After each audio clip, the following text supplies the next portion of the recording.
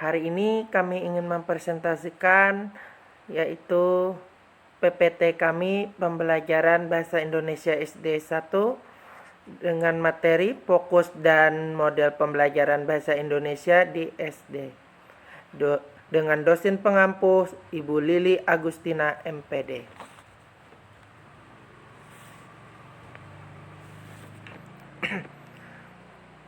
Kami dari kelompok 3 beranggotakan 3 orang. Yang pertama saya sendiri Muhammad Ikib, yang kedua Ina Eliana, yang ketiga Yetri Almayanti Yadeda. Ya, lanjut. Saya bahas pada hari ini yaitu fokus dalam pembelajaran bahasa Indonesia. Ya. Nah, ini materinya. Dalam penerapan pembelajaran dengan fokus bahasa Indonesia di SD dapat kita bedakan menjadi 2, yaitu di samping difokuskannya kepada keterampilan berbahasa, pembelajaran bahasa Indonesia dapat pula difokuskan pada sastra, tetapi tetap diintegrasikan dengan kompetensi dasar lainnya, misalkan kepada pembelajaran mendengarkan dongeng.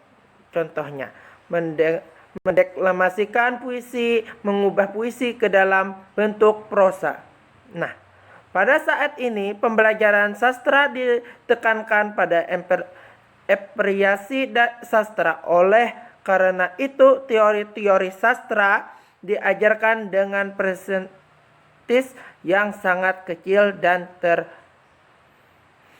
terberikan saja semakin tingginya jenjang pendidikan siswa, teori-teori sastra itu perlu diajarkan sebagaimana bekal pengetahuan untuk mengekspresikan karya sastra. Nah, karya sastra itu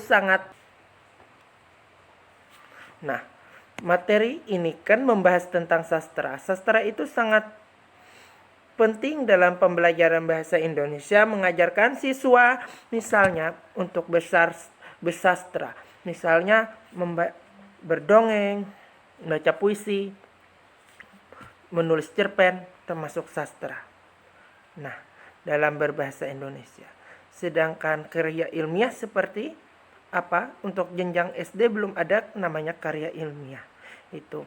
Nah, untuk SD kita pelajarkan pada materi awal seperti sastra. Contohnya juga seperti baca puisi tadi. Baca puisi, membikin pantun. Nah, itu yang dimaksud dengan sastra. Ya, selanjutnya saya akan jelaskan.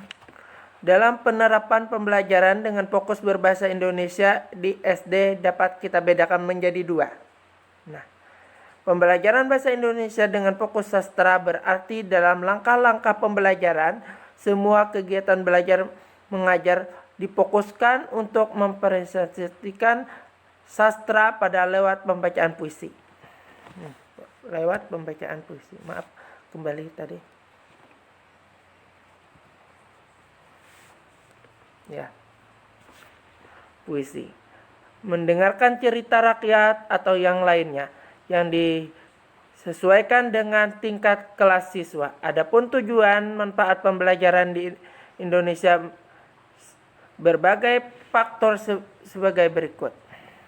Adalah agar siswa dapat mengembangkan kompetensi mana yang ditekankan, misalnya tekanan kompetensi dasar mendengarkan makna prosi untuk pembelajaran, mendengarkan lebih banyak keterampilan dari segi guru pembelajaran bahasa Indonesia dengan berbagai fokus diberikan memudahkan guru dalam membuat perencanaan pembelajaran dalam kelas. Nah, di situ dijelaskan ada langkah-langkahnya yang diajarkan semua guru, yaitu fokus pada sastra tadi lewat pembacaan puisi. Nah, mengajarkan siswa SD bagaimana cara membaca puisi, bagaimana cara mengarang puisi contohnya, dan memberikan pembelajaran dengan cara bercerita. Nah, dalam sastra Indonesia. Untuk anak jenjang SD, diwajibkan guru dapat memberikan cerita sebagai motivasi contoh untuk pembelajaran. Nah, kemudian itu kita berikan masukan di dalam pemberian cerita. Misalnya ada contoh-contoh sebagaimana yaitu amanatnya. Nah, di situ. Kemudian selanjutnya yaitu tentang dalam penerapan pembelajaran dengan fokus bahasa Indonesia di SD dapat kita bedakan menjadi dua tadi. Perkenalkan, nama saya Ineliana.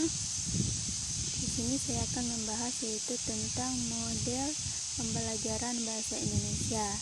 Yang pertama, model pembelajaran. Setiap pembelajaran keterampilan memiliki ciri-ciri tersendiri yang harus dikuasai guru. Sebagai guru yang profesional dituntut untuk mengetahui masing-masing ciri dalam kurung karakter. Setiap pembelajaran keterampilan berbahasa, kompetensi bahasa, dan juga sastra. Hal yang tidak kalah penting bagi guru bahasa adalah 1. Memahami betul karakteristik pembelajaran untuk masing-masing kompetensi. Yang kedua, memahami tuntutan kurikulum dan masyarakat. Ketiga, menafsirkan secara kritis dan kreatif isi kurikulum. 4. Memahami masing-masing kompetensi dalam pembelajaran bahasa Indonesia. Di bawahnya, model pembelajaran bahasa Indonesia dapat dibedakan menjadi beberapa bagian, yaitu pertama, metode ceramah. Apa itu metode ceramah? Metode ceramah itu guru tidak akan mempenemiskan secara kritik ke mahasiswanya. Nah, yang kedua, metode tanya jawab. Ketiga, metode diskusi. Keempat, metode kerja kelompok. 5. Metode demokrasi dan kreatisme. 6. Metode sosiodrama dan bermain peran. 7. Metode pemberian tugas belajar dan resitasi. Terima kasih. Selamat pagi untuk Ibu dan teman-teman semuanya. Perkenalkan, nama saya Yetri Almayanti Yedida, NPM 30620566187. Saya akan membawakan presentasi bagian yang ketiga dengan pembahasan berbagai model pembelajaran.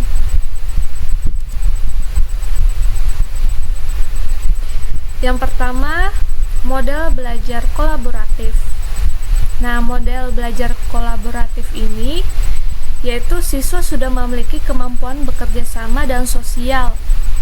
Siswa membangun kemampuannya itu untuk mencapai tujuan pembelajaran.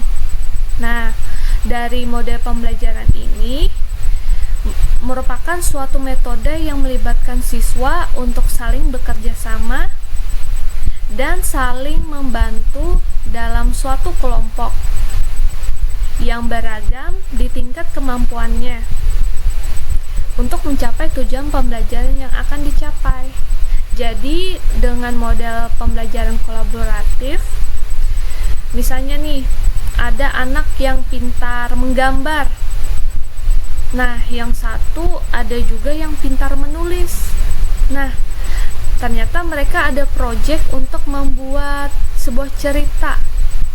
Nah, dengan adanya model pembelajaran kolaboratif, anak bisa mengetahui nih, oh temanku ada keahlian di bidang ini. Nah, dan satunya juga merasa, oh dia juga ada kelebihan di bidang ini. Jadinya mereka saling bekerja sama dengan memadukan keterampilan yang mereka punya untuk menyelesaikan pekerjaannya. Nah, itu merupakan model belajar kolaboratif. Selanjutnya, Selanjutnya, pembelajaran model belajar konseptual, yaitu teori yang menjelaskan pembangunan manusia dalam hal semakin kompleks, sistem untuk memproses informasi tentang orang, benda, dan peristiwa.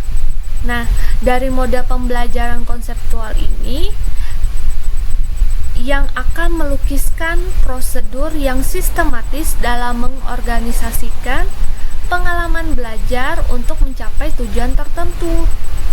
Nah, model konseptual ini juga berfungsi sebagai pedoman bagi guru dalam merencanakan dan melaksanakan kegiatan belajar mengajar. Nah, sebagai contoh untuk pembelajaran konseptual, misalnya nih, guru mengajar matematika. Nah, pada saat pembelajaran matematika itu, sang anak belajar tentang bilangan. Nah, bilangan ini dapat dibagi menjadi 2. Nah, dibikin tuh kayak peta konsepnya. Nah, ada yang bilangan real, lalu yang satunya lagi bilangan imajiner. Nah, selanjutnya bilangan real tersebut dibagi menjadi 2, dan seterusnya dan seterusnya. Nah, itu merupakan pembelajaran metode konseptual yang terencana yang dibuat oleh guru untuk diajarkan kepada murid, sehingga murid dapat mudah memahami konsep yang akan diajarkan kepadanya. Nah, sehingga pembelajaran menjadi lebih mudah dipahami atau lebih bermakna. Nah, model belajar kuantum. Nah, untuk model belajar kuantum ini memiliki karakter yaitu kiat, petunjuk, strategis, dan seluruh proses belajar yang dapat mempertajam pemahaman dan daya ingat, serta membuat belajar sebagai suatu proses yang menyenangkan dan bermanfaat. Nah, dengan model belajar kuantum, penataan lingkungan belajar, memupuk sikap juara, membebaskan gaya belajarnya, membiasakan mencatat, membiasakan membaca, jadikan anak lebih kreatif dan melatih kekuatan memori. Nah, dengan guru menggunakan model belajar kuantum, diharapkan murid bisa lebih mempertajam dalam pemahaman dan daya ingatnya. Nah, sebagai contoh, misalnya guru mengajarkan suatu pengertian.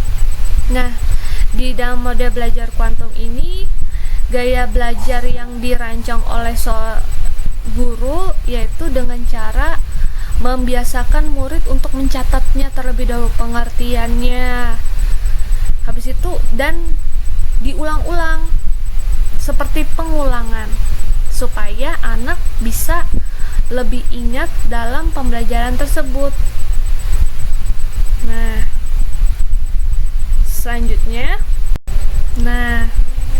selanjutnya model belajar kooperatif.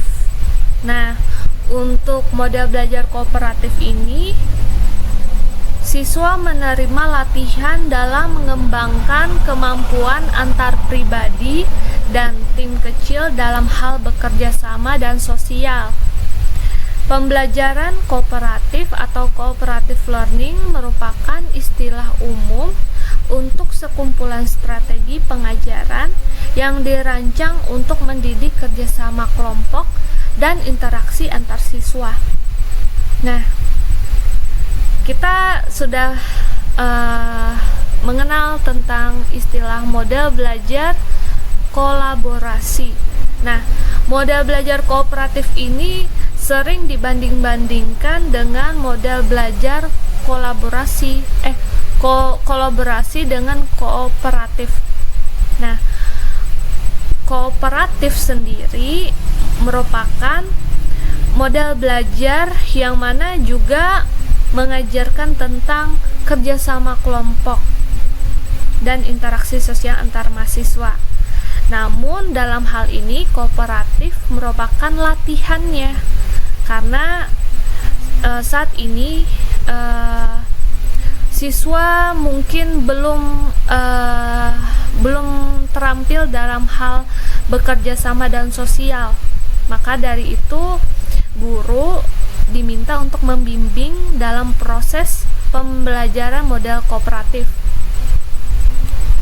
Nah, sedangkan untuk yang model belajar kolaborasi tadi, siswa sudah tahu nih kelebihannya di mana, atau kayaknya sudah tahu nih cara membagi tugas.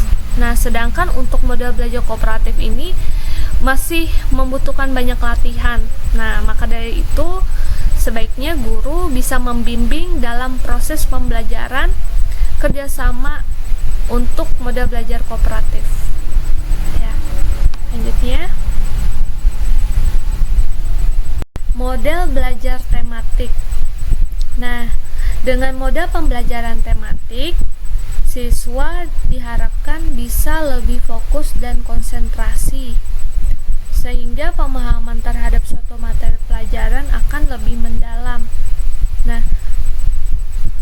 dengan pembelajaran tematik merupakan model kegiatan pembelajaran dengan memadukan materi antar mata pelajaran atau menggabungkan beberapa mata pelajaran dalam satu tema tertentu.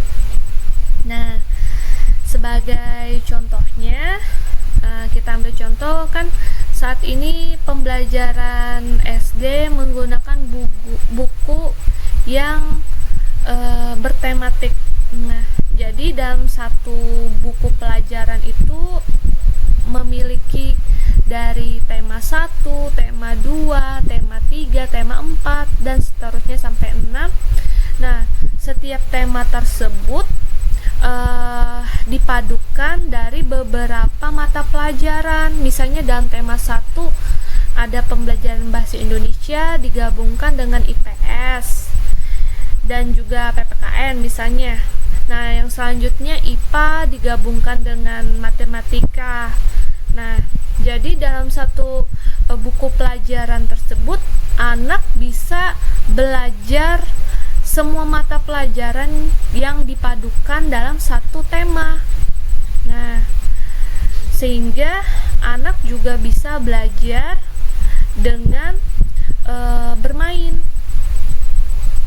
Sebagai contohnya,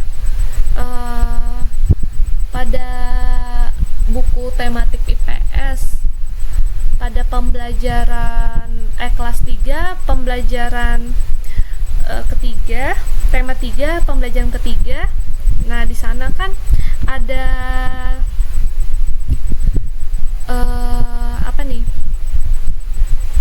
gambar tuh. Nah, gambar orang jualan di pasar. Nah, terus dalam dalam kondisi pasar tersebut, interaksi apa yang sedang terjadi di sana. Nah, si anak bisa lebih harus bisa fokus akan instruksi tersebut. Nah, terus itu sudah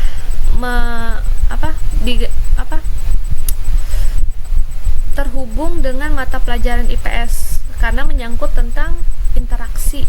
Nah, yaitu interaksi sosial yang terjadi di dalam pasar. Nah, selanjutnya dalam pembelajaran tersebut ada juga disangkut pautkan dengan pembelajaran bahasa Indonesia. Nah, dalam bahasa Indonesia misalnya si anak disuruh untuk coba gambarkan tersebut dalam paragraf. Nah, sehingga anak diajarkan untuk bercerita. Nah, sehingga anak harus konsentrasi dengan media atau gambar yang harus dia terangkan tersebut. Nah, seperti itu. Oke, selanjutnya. Nah, selanjutnya model model belajar PAIKEM. Nah, dalam model pembelajaran PAIKEM ini, PAIKEM sendiri adalah singkatan dari pembelajaran aktif, inovatif, kreatif, efektif, dan menyenangkan. Nah, PAIKEM adalah sebuah model pembelajaran yang memungkinkan peserta didik mengerjakan kegiatan yang beragam untuk mengembangkan keterampilan dan pemahaman dengan penekanan kepada belajar sambil bekerja. Sementara guru menggunakan berbagai sumber dan alat bantu belajar termasuk pemanfaatan lingkungan. Nah, model belajar PAIKEM ini lebih penekanan tentang tugas. Nah, tugas yaitu berupa project atau latihan kayak gitu. Nah, yang diharapkan siswa tersebut dapat mengembangkan keterampilannya dan pemahaman akan pelajaran yang sedang dia pelajari. Nah,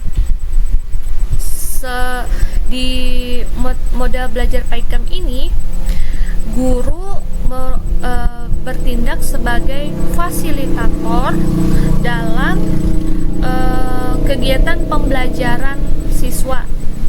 Nah, jadi misalnya nih dalam pembelajaran TIK, nah guru menjelaskan atau memperlihatkan bagaimana cara menggunakan komputer.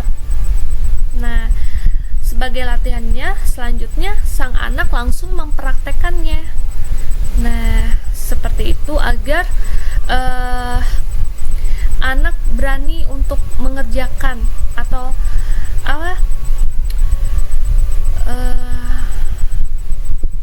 langsung bertindak seperti itu. Dan diharapkan dengan model pembelajaran PAIKEM ini, anak juga ikut andil dalam pembelajaran. Oke, terima kasih atas kesempatan yang diberikan kepada saya untuk menjelaskan materi ajar bagian yang ketiga tentang berbagai model pembelajaran yang dapat diterapkan di SD. Semoga materi ini bisa bermanfaat bagi kita semua. Terima kasih. Selamat pagi.